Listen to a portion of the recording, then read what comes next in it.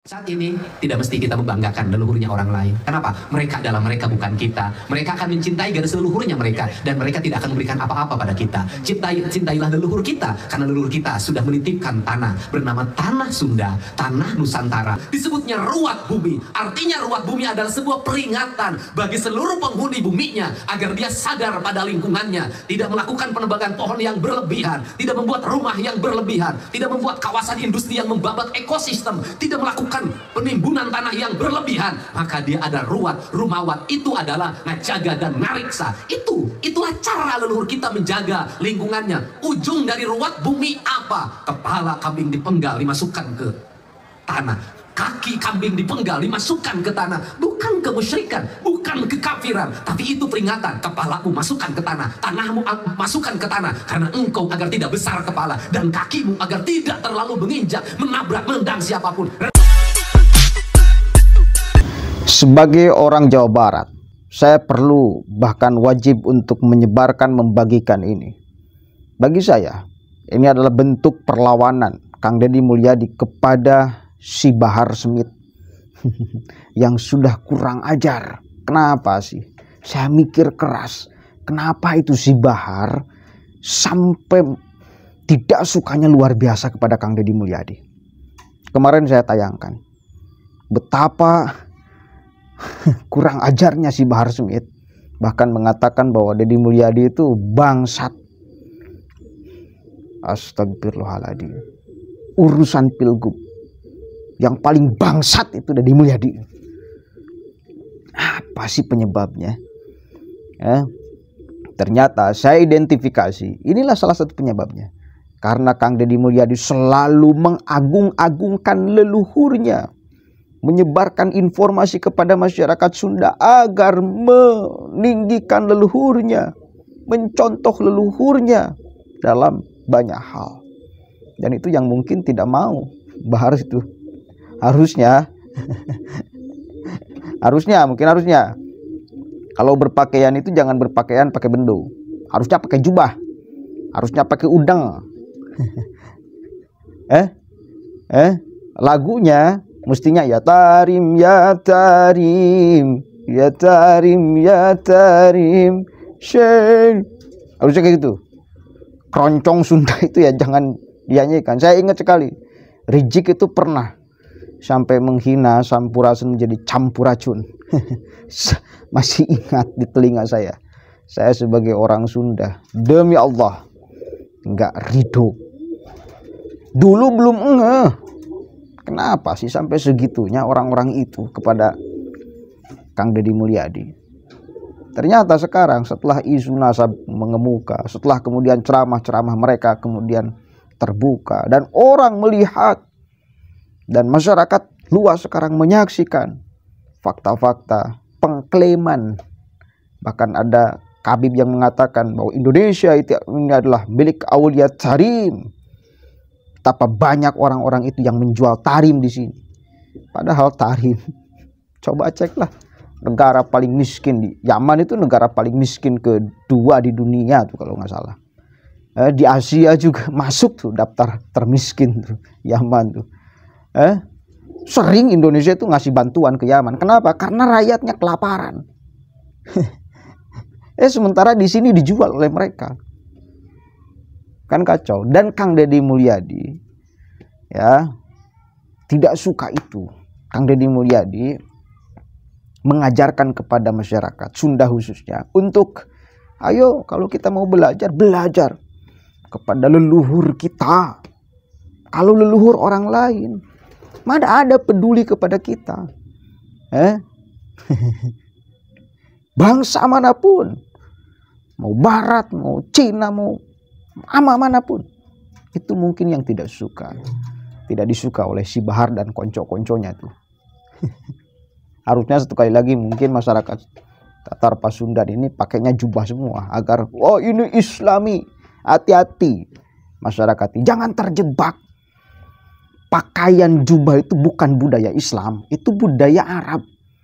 Tidak ada di dalam Islam itu punya kriteria harus bentuknya seperti itu, nggak ada. Yang penting 4T, tutup aurat, tidak menyerupai lawan jenis, tidak transparan, tidak ketat. 4T. Mau bentuknya apapun, monggo. Mau bentuknya pangsi dan apapun, silakan. Yang penting 4 unsur ini. Gak mesti pakai jubah. Ini 4T masuk nih. Tidak transparan, tutup aurat jelas. Tidak menyerupai lawan jenis, bukan pakaian perempuan. Tidak ketat, tidak transparan. 4T. Nggak mesti pakai jubah. Itu baru tuh konsep Islam di dalam pakaian itu. 4T. Bukan harus pakai jubah. Sekarang kan seolah-olah budaya Arab itu dianggap sebagai budaya Islam. Budaya Yaman itu budaya Islam. Itu budaya mereka. Kita punya kebudayaan. Yang penting konsepnya ini nih. Jangan sampai lepas. 4T. Kalau di dalam urusan pakaian. Saya penting untuk menjabarkan ini. Hal yang sangat sederhana dan dianggap sepele. Tetapi saya kira ini penting sekali. Biar paham. Coba kita dengarkan dulu sama-sama nih. Perlawanan Deddy Mulyadi.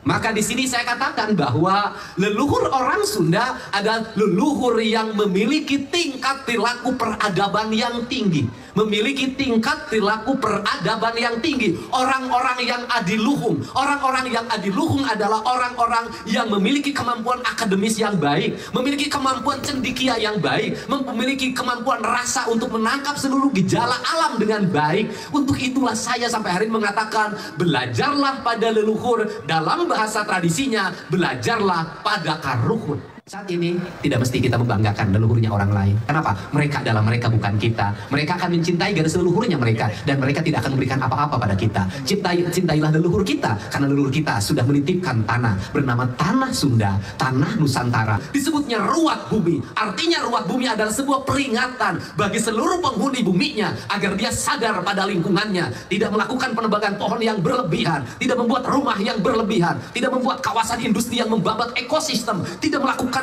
penimbunan tanah yang berlebihan. Maka dia ada ruat, rumawat. Itu adalah ngajaga dan ngariksa. Itulah cara leluhur kita menjaga lingkungannya. Ujung dari ruat bumi apa? Kepala kambing dipenggal dimasukkan ke tanah. Kaki kambing dipenggal dimasukkan ke tanah. Bukan kemusyrikan, bukan kekafiran, tapi itu peringatan. Kepalamu masukkan ke tanah, tanahmu masukkan ke tanah. Karena engkau agar tidak besar kepala, dan kakimu agar tidak terlalu menginjak, menabrak, menendang siapapun, rendam ke tanah. Ya, maka kampung-kampung disusun itu selalu memiliki 3 kategori. Dia punya sumber mata air, dia punya hutan, dia punya aliran sungai, dan kemudian di dalamnya dia memiliki sumber-sumber pangan.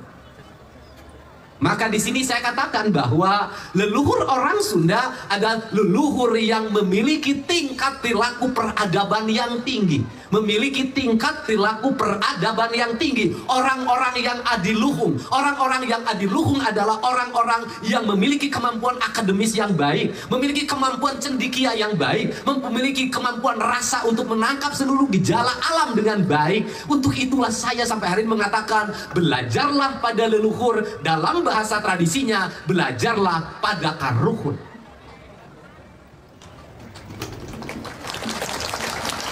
Belajar pada leluhur, belajar pada karuhun, gak usah jauh-jauh. Mari kita belajar bagaimana leluhur kita membangun sebuah kampung. Dia pasti menyediakan hutan sebagai sumber airnya. Dia pasti menyiapkan mata airnya disebut dengan tampian. Kemudian dia meletakkan sungai di samping timur dan samping barat kampungnya. Dan sungai itu selalu mengalir dari utara ke selatan atau dari selatan ke utara. Bagaimana posisi lautnya? Laut utarakal atau laut selatan. Batas-batas kampung dibatasi oleh sungai. Maka nama-nama kampung di Tatar Sunda selalu diawali dengan nama Cai. Artinya bahwa tidak mungkin manusia bisa hidup tentram, tidak mungkin bisa hidup tenang, tidak mungkin bisa hidup damai, tidak mungkin bisa hidup bahagia kalau tidak ada air. Maka dia membuat simbolisasi, yang airnya lebih dan cukup disebutnya Cimahi, yang airnya kurang disebutnya Cisaat.